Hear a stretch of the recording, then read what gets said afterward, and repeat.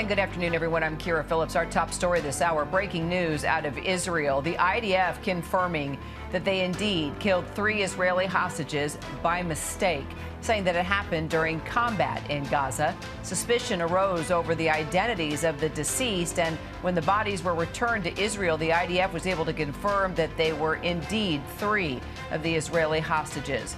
Our Inez de la Cuetara is in Tel Aviv with more details. So Inez, I mean, this is just tragic. There's no other way to describe it.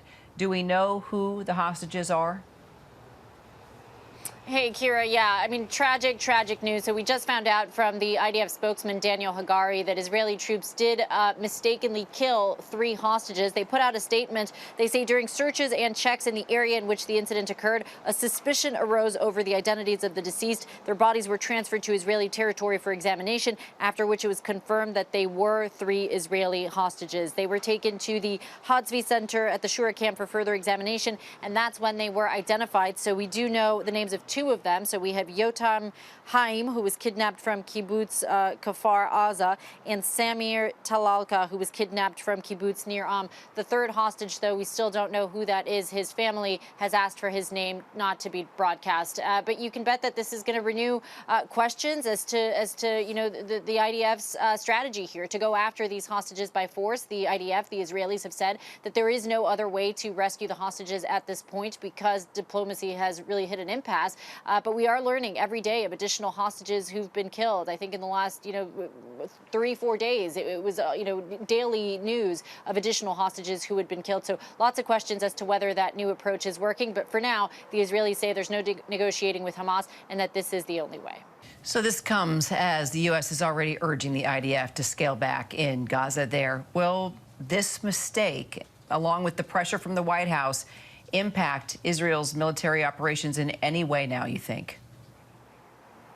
I think, it'll be interesting to see the public reaction. We've been going to Hostage Square, quite frequently and meeting with those families there, the families of the hostages that, are all calling for the government to do more to free these hostages. I was speaking to a man there at Hostage Square last night whose niece is still being held in Gaza, and he doesn't believe going in by force is the solution. He would like to see diplomacy. We've heard that from several other families. So I think we'll have to see how the public responds, but we may see the public demanding a change of strategy here. And certainly, like you mentioned, we are seeing more and more disagreements between the U.S. and Israel. That's part of the reason National Security Advisor Jake Sullivan is in the region to try and smooth out that relationship. The biggest disagreements, of course, have to do with just the war itself in Gaza and timing regarding the war. So the U.S. would like to see the war wrap up within the next 6 weeks by the end of January. The Israelis are saying it may take more months, many more months. When it comes to what happens next to Gaza, the U.S.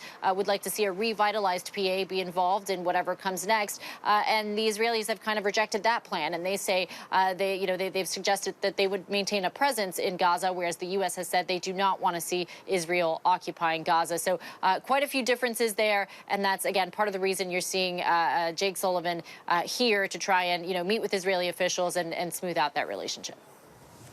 So Jake Sullivan, as we've been talking about throughout the day, is there in Israel, meeting obviously with Netanyahu, but also meeting with the president of Palestine, Mahmoud Abbas. Let's talk about the impact that this meeting could have on the ongoing war. Now, we've been talking a lot about his time with the Israeli prime minister. What about Abbas?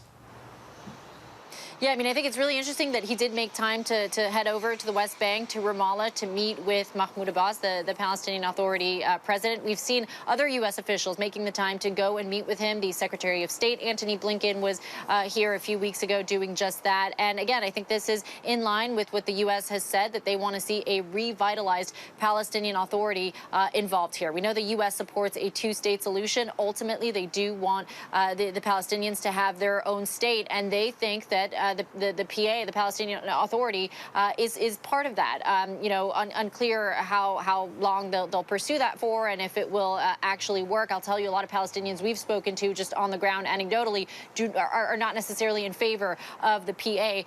But the U.S. clearly making time here to try and talk to both the PA, the Israelis, to try and find some kind of solution for what comes next in Gaza. Inez de la Cuetara there in Tel Aviv. Thank you. Hi, everyone. George Stephanopoulos here. Thanks for checking out the ABC News YouTube channel. If you'd like to get more videos, show highlights, and watch live event coverage, click on the right over here to subscribe to our channel. And don't forget to download the ABC News app for breaking news alerts. Thanks for watching.